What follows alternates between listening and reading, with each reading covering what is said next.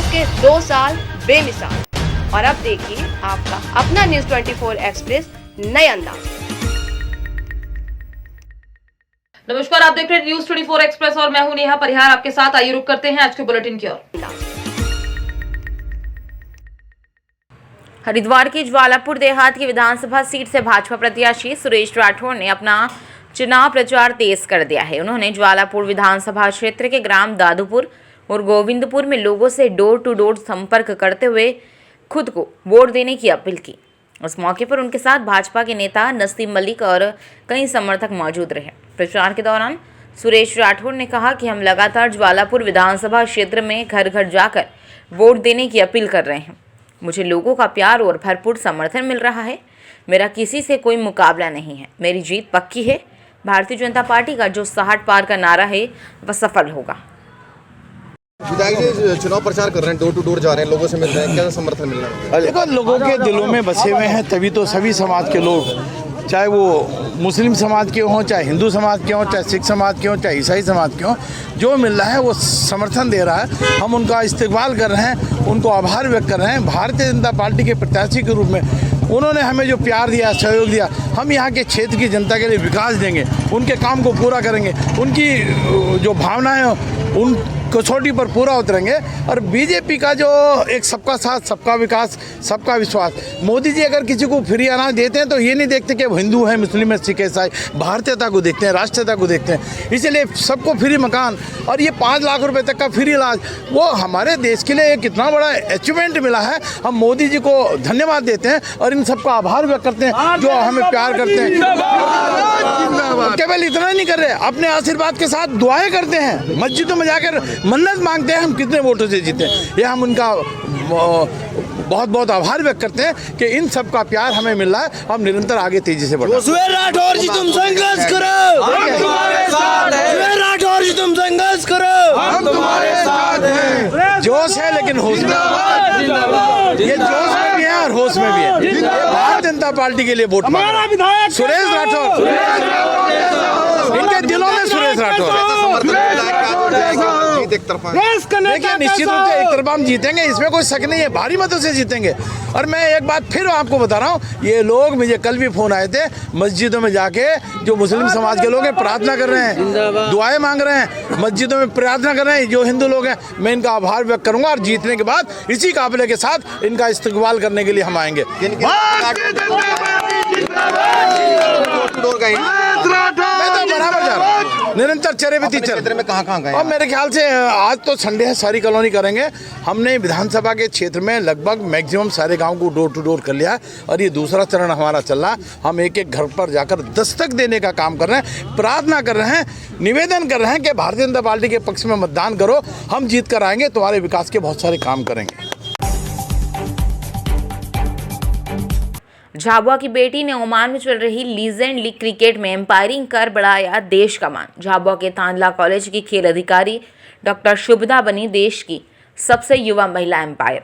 महिला सशक्तिकरण का संदेश देने के लिए ओमान में लीजेंड लीग क्रिकेट टूर्नामेंट आयोजित किया जा रहा है, जिसमें पश्चिमी मध्य प्रदेश के आदिवासी अंचल की रहने वाली सबसे कम उम्र की महिला एम्पायर डॉक्टर शुभदा भोसले गायकवाड़ भी शामिल हैं।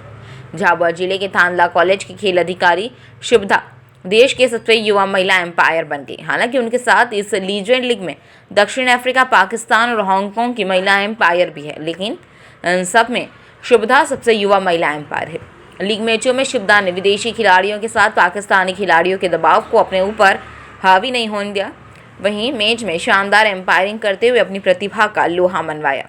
प्रतियोगिता में 3 टीमें हिस्सा ले रही है, जिसमें क्रिकेट की चोटी के खिलाड़ी वीरेंद्र सहवाग, युवराज सिंह, पाकिस्तान के शोएब अख्तर, मिसबाह उल हक, श्रीलंका के जयसूर्या, मुथैया मुरलीधरन, इनके साथ वेस्टइंडीज़ के टेरेन सेमी और दक्षिण अफ्रीका के हर्षल गिब्स जैसे धाकड़ खिलाड़ियों का नाम शामिल है। शुभदा की इस उपलब्धियों ने क्रिकेट जैसे खेल में महिलाओं के अवसर तैयार किए, साथ ही महिला सशक्तिकरण को भी नई दिशा दी। आज पूरे देश में इस युवा महिला एम्पायर की चर्चा हो रही है। वहीं थांदला कॉलेज में खेल अधिकारी के रूप में पदस्थ शुभदा के ओमान जाने से प्राचार्य सहित उनके सहकर्मी व कॉलेज स्टूडेंट फख्र महसूस कर रहे हैं। बधाई देकर फख्र महसूस। प्राचार्य सहित उनके सहकर्मी व कॉलेज स्टूडेंट बधाई देकर फख्र महसूस कर रहे हैं।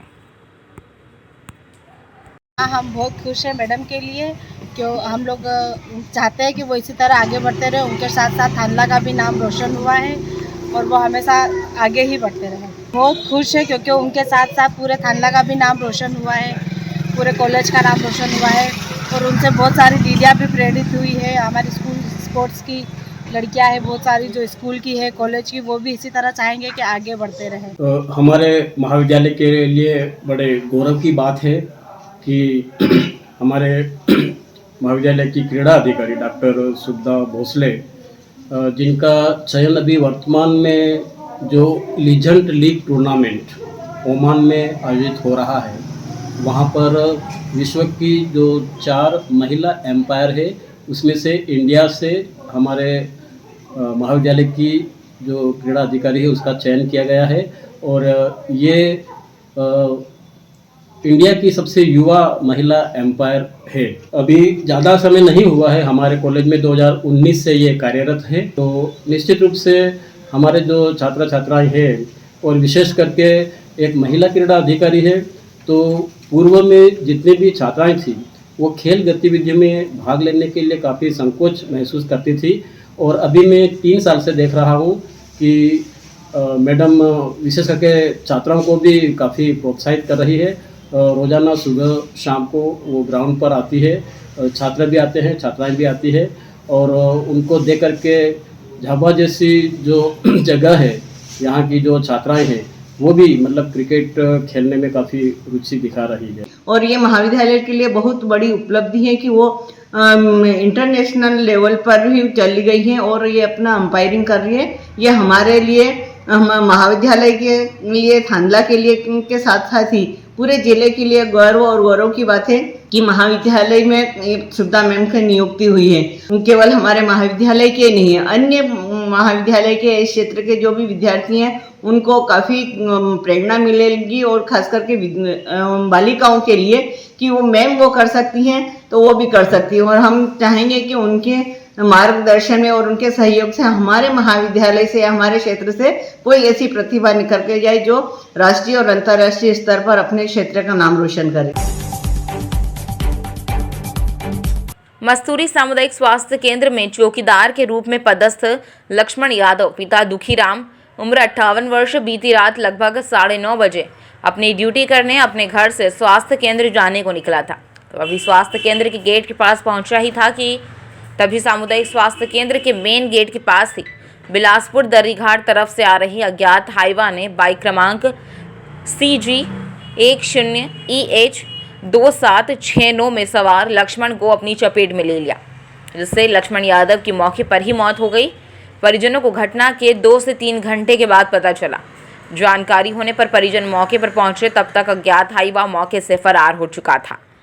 वहीं पास नाली में लक्ष्मण मूर्छित अवस्था में पड़ा हुआ था, पास ही बाइक भी उसकी पड़ी हुई थी, जिसे सामुदायिक स्वास्थ्य केंद्र लाया गया, जहां डॉक्टरों ने परीक्षण के उपरांत मृत घोषित कर दिया। परिजन अपनी मांगों को लेकर बीच सड़क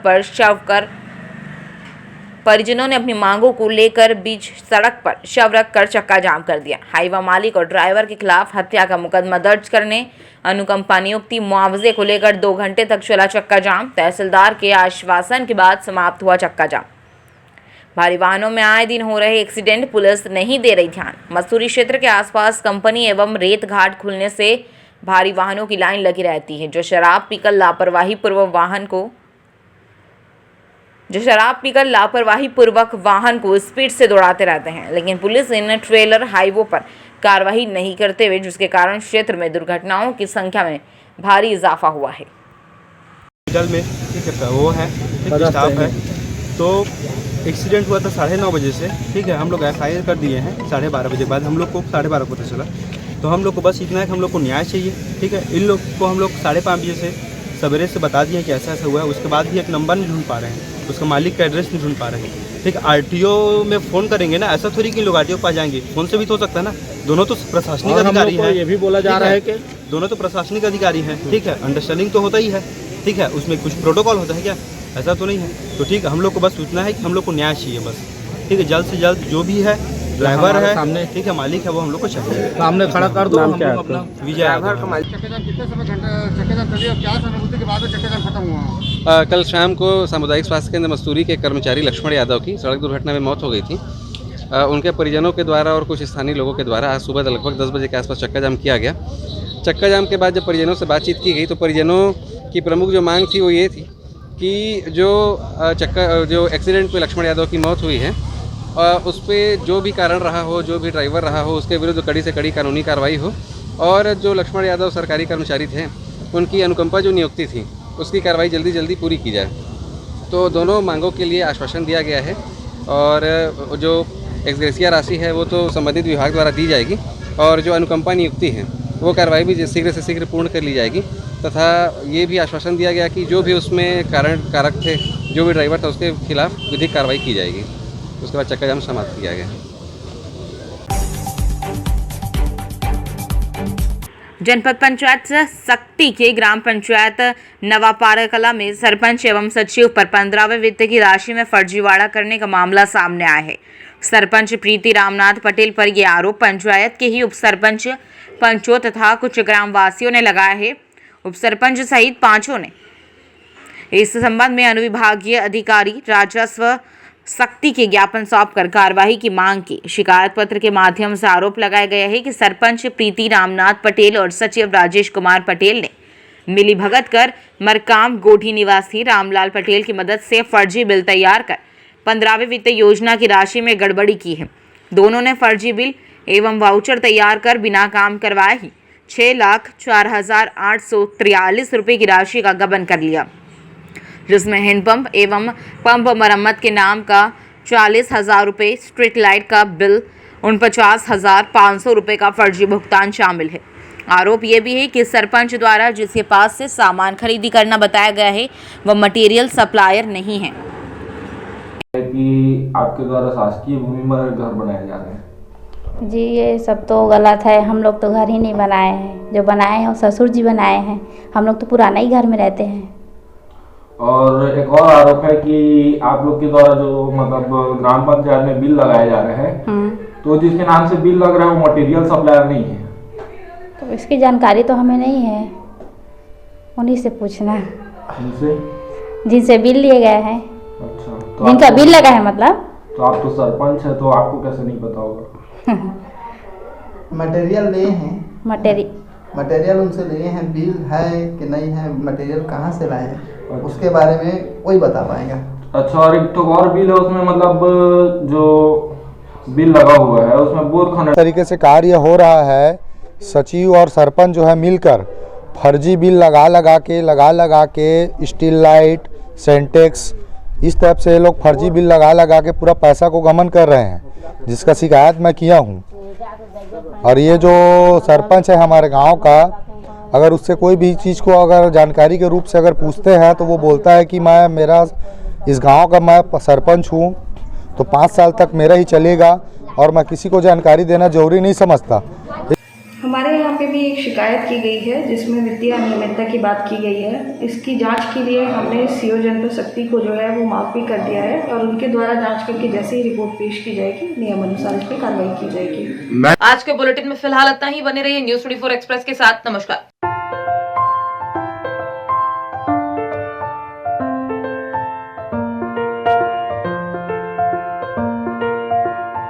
वक्त हो चला है एक छोटे से ब्रेक का, फिर मुलाकात होगी ब्रेक के बाद।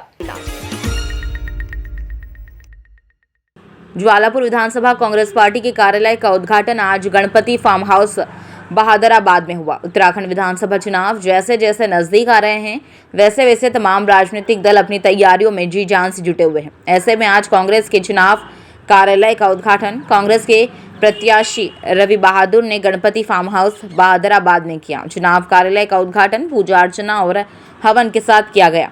ज्वालापुर विधानसभा के कांग्रेस प्रत्याशी रवि बहादुर ने मतदाताओं से अपील करते हुए कहा कि क्षेत्र की जनता उन्हें आशीर्वाद दे और भारी मतों से विजय बनाए, कांग्रेस पार्टी की उत्तराखंड में सरकार बनाए। कांग्रेस पार्टी का ज्वालापुर में चुनाव कार्यालय खोला, मेन चुनाव कार्यालय खोला और सब आप लोगों की दुआ से खोला है। यहाँ से आगे की अपनी प्रचार जितना भी होगा सब यहीं से होगा। और बहुत सिंपल सी बात है, विधानसभा में हम जो है जनसंवाद कर रहे हैं, डोर टू डोर कैंपेन कर रहे हैं, लोगों से मिल रहे हैं। लोगों में भाजपा को लेकर बहुत रोष है और खास तौर से इस निगम में विधायक को लेकर रोष है। सुरेश राठौड़ जी से किसी प्रकार का भी कोई मुकाबला नहीं है, क्योंकि यहाँ की जनता पहचान चुकी है वो रेपिस्ट है। यहाँ की महिलाओं को गंदी नजर से देखते हैं, अपने हिस्से को, अपनी विधानसभा के क्षेत्र के हिस्से को पाकिस्तान का हिस्सा बताते हैं, तो उनसे कोई मुकाबला नहीं है। हमारा मुकाबला सिर्फ यहाँ पे सड़क, बिजली, पानी से है, जो कि हमें लोगों तक पहुँचाना है। जीत को लेके कितने आश्वस्त है वो मेरा चेहरा आपको बता सकता है कि मैं कितना आश्वस्त हूँ। मेहनत करेंगे, लोगों तक अपनी बात पहुँचाएंगे, दिल से अपनी बात कहेंगे, सच्चाई से अपनी बात कहेंगे। बाकी जो है जनता जनार्दन है और जो है सब अंतिम फैसला इन्हीं को लेना है। पार्टी ने मेरे पे भरोसा जताया है। एक बहुत ही लास्ट की पंक्ति का कार्यकर्ता आज एक प्रार्थी बना है। मैं अपनी पार्टी का धन्यवाद करता हूं और मैं ऐसे समाज से आता हूं जो कि वाल्मीकि समाज है और पूरे प्रदेश में हर विधानसभा में वाल्मीकि समाज है, चाहे कहीं 200 है, कहीं 10,000 है, कहीं 20,000 भी है। तो मैं अपने समाज से भी निवेदन करता हूँ कि मेरी पार्टी को जनता के बीच आप देख सकते हैं किस तरह के यहाँ पे माहौल है। यहाँ पे हर बिरादरी का आदमी, हर तरह का आदमी आपके सामने है। जनता का बड़ा समर्थन मिल रहा है। जहाँ जहाँ पे विधायक जी के पुतले फूक रहे हैं वहाँ पे मुझे बुलाया जा रहा है, जहाँ पे विधायक जी को भगाया जा रहा है वहाँ पे मुझे बुलाया जा रहा है। तो इससे ज्यादा प्यार एक छोटे से आदमी के लिए कुछ हो नहीं। देखिए मैं कह रहा था ना, जनता सर्वोपरि है हमारे लिए, जनता ही हमारी जो है सब कुछ है। जनता ने उस वक्त कुछ गलत नीतियां जो है भाजपा ने कुछ शिकंजे में इन लोगों को कसा था, जनता को मूर्ख बनाने का काम किया था, उनको ठगा था, यहाँ के रोजगार बेरोजगार युवाओं को ठगा था, यहाँ के युवाओं को ठगा था, उनसे छल किया था, उनसे झूठ बोला था कि डबल इंजन की सरकार है और हमें बनाइए, हम आपको फायदा पहुंचाएंगे। अब जनता वो जान चुकी है। अब ये हो रहा है कि विधायक को हर विधानसभा में से प्रदेश की उनको भगाया जा रहा है। इससे बड़ी बात क्या होगी? जाहिर सी बात है, देखिए इससे पूरा प्रदेश ही जो है जूझ रहा है और मेरी विधानसभा भी जो है ज्वालापुर से अछूती नहीं है। पर निश्चित रूप से जैसे ही हम जीतते हैं और कांग्रेस की सरकार बनती है, हमारे मैनिफेस्टो में जो वादा है उसको हम पूरा करेंगे और यही कांग्रेस है। पीड़िता द्वारा 30/1/22 को थाने में उपस्थित होकर लिखित आवेदन प्रस्तुत दर्ज कराए गए। पिछले करीब 2 वर्षों के मध्य आरोपी गोपाल चंद्र पिता देव रामचंद्र निवासी बेलादुला थाना जयजयपुर जिला जांजगीर चांपा पीड़िता को शादी का झांसा देकर शारीरिक संबंध बनाकर बलात्कार किया गया। जयजयपुर पुलिस द्वारा प्रार्थना की रिपोर्ट पर धारा 376 भारतीय दंड विधान का अपराध पंजीबद्ध कर विवेचना में लिया गया। विवेचना के दौरान पीड़िता एवं गवाहों के कथन, घटनास्थल निरीक्षण एवं मेडिकल रिपोर्ट के आधार पर आरोपी गोपाल चंद्र पिता देव रामचंद्र उम्र 25 वर्ष साकिन बेलादुला थाना जयजयपुर जिला जांजगीर चांपा को अपराध धारा 376 भारतीय दंड विधान का अपराध घटित करना पाए जाने के आरोपी को दिनांक 21/1/22 को विधिवत गिरफ्तार कर न्यायिक रिमांड पर भेज दिया गया। उनकी कार्यवाही में उपनिरीक्षक गोपाल सतपथी, सवनी मथुरा प्रसाद, प्रधान आरक्षक पुराण देव नारायण चंद्रा, अश्वनी राजेश यादव, महिला आरक्षक राजकुमार खरे का विशेष योगदान रहा। दिनांक 30/1/2022 को पीड़िता थाना जयजयपुर आकर एक लिखित आवेदन देकर रिपोर्ट दर्ज कराई थी कि ग्राम बेलादोला निवासी गोपाल चंद्रा पिता देवराम चंद्रा शादी का झांसा देकर लगातार पिछले करीबन 2 वर्षों से उसके साथ जोर जबरदस्ती बलात्कार कर रहा है की रिपोर्ट पर थाना जयजयपुर में अपराध पंजीबद्ध कर विवेचना में लिया गया था। वरिष्ठ अधिकारियों के दिशा निर्देश प्राप्त होने पर त्वरित कार्यवाही करते हुए जयजयपुर के द्वारा एक टीम गठित किया गया, जिसमें 31/1/2022 को आरोपी गोपाल चंद्रा को पुलिस हिरासत में लेकर विधिवत गिरफ्तार कर आज दिनांक 31/1/2022 को न्यायिक रिमांड पर भेजा गया है। महाराणा प्रताप चौक निर्माण एवं प्रतिमा स्थापना के लिए किया गया भूमि पूजन। महाराणा प्रताप की 21 फीट की प्रतिमा नगर के कोबिया तिराहा चौक पर स्थापित होगी। अप्रतिम योद्धा के रूप में महाराणा प्रताप का शौर्य, वीरता और बलिदान हम सभी के लिए अनुकरणीय है। नई पीढ़ियों के लिए भी हमेशा प्रेरणादायक रहेगा। शक्ति एवं भक्ति की धरती राजस्थान के वीर गाथाएं जो हल्दी घाटी में गूंजती है, बेमेतरा नगर में भी प्रेरणादायक रहेगी। ज्ञात हो कि जिले में पहली बार महाराणा प्रताप जी की प्रतिमा का स्थापना किया जा रहा है। इस अवसर में राजपूत क्षत्रिय महासभा छत्तीसगढ़ रहटादाह 1282 के प्रदेश अध्यक्ष CMO होरी सिंह ठाकुर उपस्थित रहे। राजपूत क्षत्रिय महासभा छत्तीसगढ़ रहटादाह 1282 उप समिति बेमेतरा द्वारा आयोजित महाराणा प्रताप चौक में प्रतिमा स्थापना भूमि पूजन का कार्य किया गया। बेमेतरा शहर में चौक चौराहों का सौंदर्यीकरण का काम तेजी से चल रहा है। लगभग सभी चौक चौराहों में समाज प्रमुखों के महापुरुषों की प्रतिमा की स्थापना का कार्य जारी है। इसी दरमियान बेमेतरा के मुख्य मार्ग में कुबिया के पास 21 फीट ऊंची महाराणा प्रताप जी की प्रतिमा की स्थापना होनी है। आज राजपूत समाज के द्वारा उसका भूमि पूजन का कार्यक्रम रखा गया है। मैं नगर पालिका अध्यक्ष जी समेत मुख्य नगर पालिका अधिकारी गौरी सिंह ठाकुर समेत सभी पार्षदगण को और सभी शहर की जनता को अपनी ओर से बहुत बहुत बधाई देता हूँ और शुभकामनाएं देता हूँ। आज बेमेतरा के कुबिया चौक में महाराणा प्रताप जी की प्रतिमा स्थापना की पूजन कार्यक्रम रखा गया था। इसमें हमारे क्षेत्र के माननीय विधायक जी, हमारे नगर पालिका के अध्यक्ष, पार्षदगण, हमारे समाज के बहुत सारे लोग यहाँ पर उपस्थित हुए थे। इस चौक में प्रतिमा स्थापना के लिए शासन से 15 लाख की स्वीकृति प्राप्त हुई है। निविदा की कार्यवाही पूर्ण कर ली गई, 5 वर्ष का आदेश जारी हो गया। आज भूमि पूजन हो जाने के पश्चात स्थापना कार्य शीघ्र हो जाएगा। 12 फीट की मूर्ति बन रही है, वहाँ जहाँ पे 21 फीट बनना है, क्या कहेंगे? क्योंकि इसमें शासन से जो राशि मिली है उसके हिसाब से 12 फीट की मूर्ति लगना है। लेकिन हम सब ने समाज वालों ने निश्चय किया कि छत्तीसगढ़ में 18 फीट की सबसे बड़ी रायपुर में है। हम चाहते हैं कि बेमेतरा में उससे भी बड़ा मूर्ति लगाया जाए। हमने समाज के लोगों से आपस में राशि एकत्रित करके उस 12 फीट की मूर्ति को 21 फीट की मूर्ति लगाने के लिए निश्चय किया। ब्रेक के बाद एक बार फिर आप सभी का स्वागत है। आइए बढ़ते हैं अगली खबर की ओर। 24 एक्सप्रेस के 2 साल बेमिसाल और अब देखिए आपका अपना न्यूज़ 24 एक्सप्रेस नए अंदाज।